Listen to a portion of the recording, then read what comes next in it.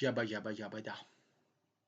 Miksi kansat kapinoivat, kansakunnat juonia punovat? Miksi kuningat nousevat kapinaan, hallitsijat liittoutuvat keskenään Herran ja hänen voideltuaan vastaan? Me heitämme pois ikemme, katkomme orjuuden kahleet. Hän, joka hallitsee taivaassa, nauraa.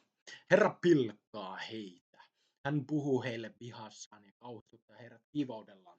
Minä itse olen asettanut kuninkaani Sioniin, pyhälle vuorelleni. Nyt kerron, mitä Herra on säätänyt. Hän sanoi minulle, sinä olet minun poikani, tänä päivänä minä sinut synnytin. Pyydä minulta, niin saat kansat perinnöksesi, ja maan ääriin ulottuu sinun valtasi. Sinä alistat kansat rautaisella valtikalla, murrat ne kuin saviastiat. Tulkaa siis järkinne kuninkaat. Ottakaa opiksenne maan mahtavat. Pelätkää Herraa, palvelkaa häntä, vaviskaa, kohottakaa hänelle riemuhuuto. Tervehtikää poikaa hänen voideltuaan, suudelkaa häntä.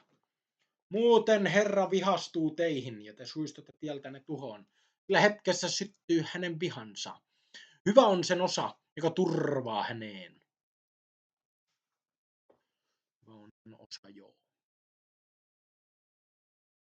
Ootko varma, että olet hänen osansa, hänen